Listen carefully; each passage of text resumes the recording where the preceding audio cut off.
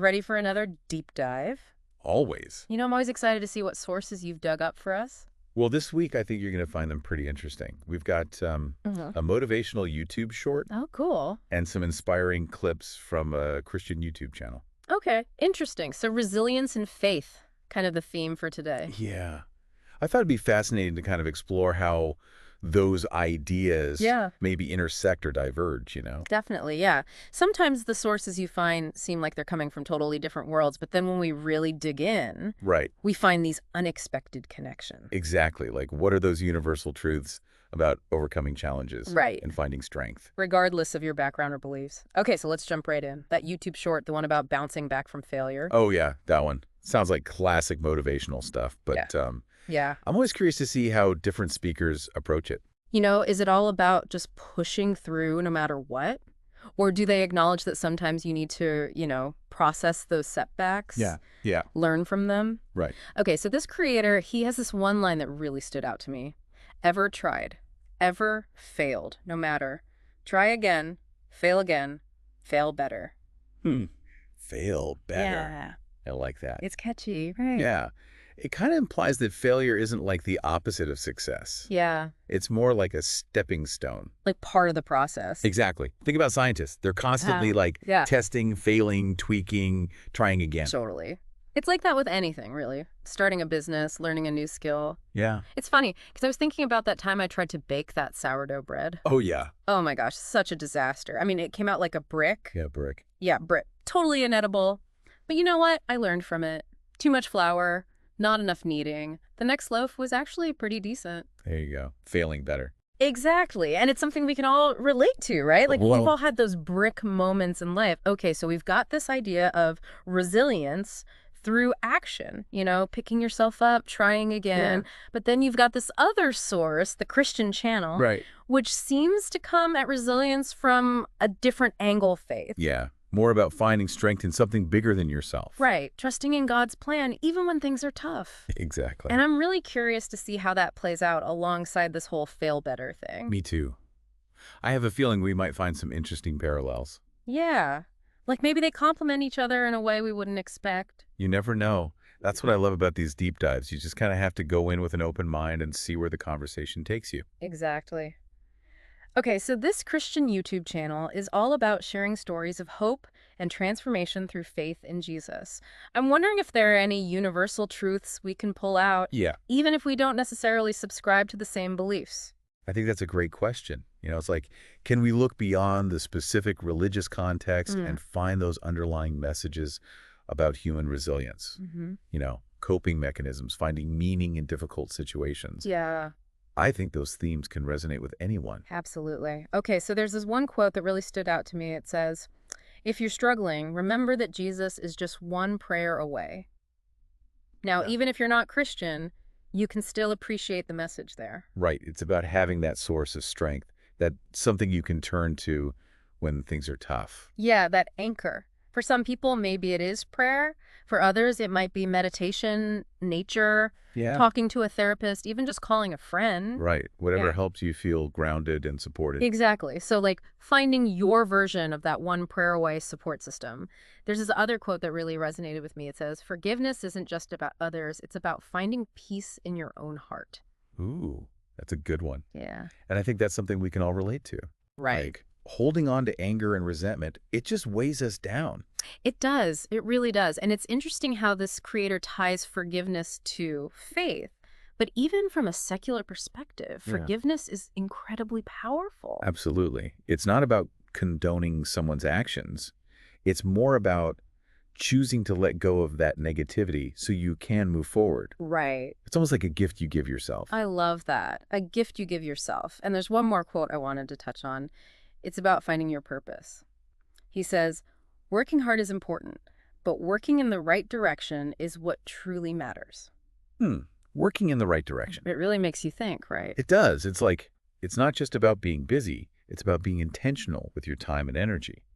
And that can be a real challenge these days with all the messages we're bombarded with about productivity and achievement. So true. And it kind of makes me think back to that whole fail better idea. If you're working in the wrong direction, Yeah. maybe those failures are actually valuable because they can push you to reevaluate. It's like they're course corrections. Yeah, exact. Interesting how those two ideas are starting to Yeah, connect. I know, right? It's like they're two pieces of a puzzle that at first glance don't seem to fit together. Right. But as we explore them further, we're starting to see how they can create a more complete picture. Exactly. And that's what makes these deep dives so fascinating. You just start making connections Yes. and seeing the world in a new way.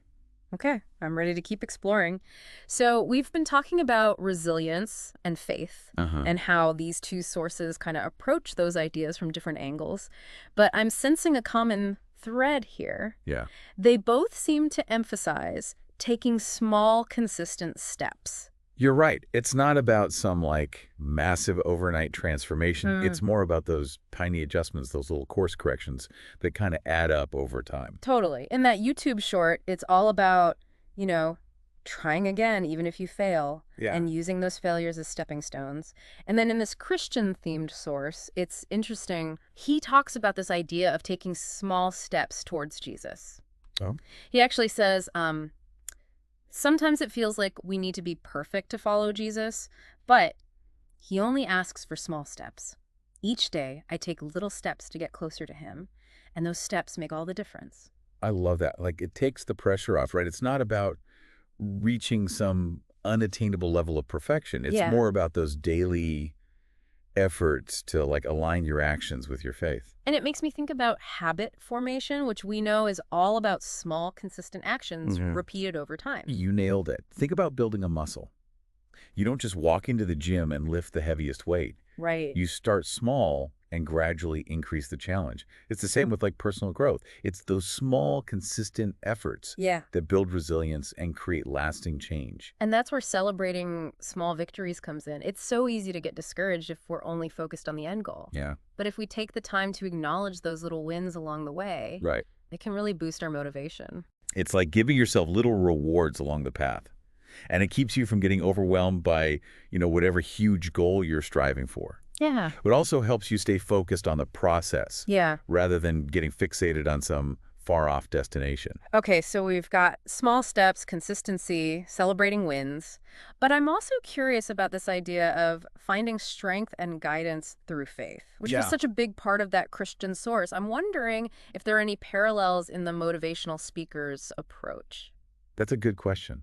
I think it's probably more implicit, Ah. Like it's less about relying on a higher power and more about tapping into your own inner drive and determination. Oh, okay. That belief in yourself can be a powerful source of strength, Yep. especially when you're facing setbacks. Right, like having faith in your own ability to overcome challenges. Exactly. And I think it ties back to that whole fail better concept. If you have faith in yourself, Yeah, you're more likely to see failures as opportunities to learn and grow rather than reasons to just give up. totally. And again, that's something anyone can relate to, whether they're religious or not. We all need that belief in ourselves, Yeah. that inner strength to keep going when things are tough. It's interesting to consider how these sources, even though they have such different frameworks, Right. they're both kind of pointing toward that same truth. Resilience requires a strong foundation, whether it's rooted in faith or self-belief or some combination of both. That's such a good point. It makes me think about another theme that stood out in both sources, Yeah. the importance of support and connection. Oh, absolutely. It's like they're both acknowledging that we're not meant to go through these challenges alone. In the Christian source, there's this part where he talks about serving others. Okay. He says it brings joy and a sense of connection to something larger than yourself. And the motivational speaker, I'm guessing he probably focuses more on mentors, and communities that can support you on your journey. Right. It highlights that power of community shared experiences, Mm-hmm. whether it's a faith community or a support group or a network of mentors or just like your close circle of friends. Yeah. Having those connections can make all the difference. There's something so powerful about knowing you're not alone. It normalizes the struggles. Yeah. Right. It helps you see that those setbacks and failures, they're not some personal flaw. Yeah. They're just part of the human experience. Totally. And both sources kind of touch on this idea that helping others can actually be a source of strength. Yeah. For the Christian guy, it's about serving others as an expression of your faith. But Even from a secular perspective, we know that contributing to something bigger than yourself, like helping others, can be incredibly fulfilling and empowering. It's like you shift your focus outward, Yeah. which can help you gain a new perspective on your own challenges. It's a reminder that your struggles aren't the only things that matter. There's a whole world out there, and you can make a positive impact on it. So we've got community, connection,